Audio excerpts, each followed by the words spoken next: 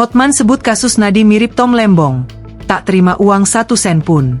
Pengacara mantan Mendikbudristek Nadiem Makarim, Hotman Paris, menyebutkan kasus yang menjerat kliennya mirip dengan kasus yang pernah menjerat mantan Menteri Perdagangan Tom Lembong. Sebab, tak ada bukti dana mengalir kepada kliennya.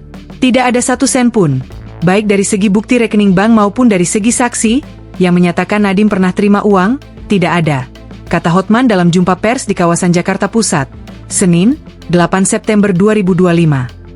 Jadi persis sama dengan kasus Tom Lembong yaitu dulu, ucapnya. Tom Lembong telah resmi bebas dari balik jeruji besi setelah mendapat abolisi dari Presiden Prabowo Subianto. Tom Lembong sebelumnya divonis 4,5 tahun penjara dalam kasus korupsi impor gula.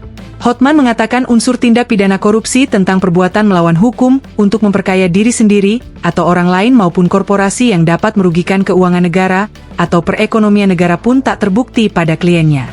Dari segi unsur memperkaya diri belum terbukti, kan korupsi itu kan harus memperkaya diri atau memperkaya orang lain. Jadi untuk memperkaya diri belum ada bukti, ucap Hotman. Sedangkan perihal unsur memperkaya orang lain, menurut Hotman, dapat ditetapkan apabila ditemukan adanya praktik markup dalam pengadaan Cromebok di Kemendikbudristek. Hotman menyebutkan BPKP sudah mengaudit 2 kali di 22 provinsi. Dari hasil audit itu, menurut dia, BPKP menyatakan tak ada pelanggaran dalam proses pengadaan tersebut. Nah sekarang unsur memperkaya orang lain. Kalau memperkaya orang lain kan berarti ada markup kan. Jadi untuk pengadaan laptop tersebut sudah diaudit dan di dalam hasil audit BPKP. Jadi menurut BPKP sepanjang menyangkut harga tidak ditemukan markup, tuturnya. Dia berujar, prosedur pengadaan laptop Cromebok melalui Lembaga Kebijakan Pengadaan Barang Jasa Pemerintah, LKPP. Segala produknya dipaparkan secara transparan di e-katalog.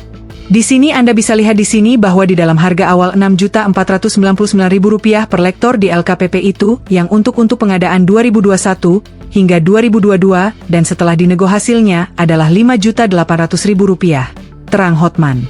Dari Rp6.499.000 menjadi Rp5.800.000, berkurang hampir Rp700.000. Cuma tiap jenis laptop memang berbeda-beda, tapi semuanya terjadi penurunan. Ini hasil audit dari BPKP, lanjut dia. Hotman menyebutkan hal itulah yang menjadi dasar BPKP mengatakan tidak ada hal signifikan mempengaruhi penurunan harga. BPKP juga mengatakan dari segi Kemendikbud tidak ada pelanggaran, pungkas Hotman. Download Tribun X sekarang, menghadirkan lokal menjadi Indonesia.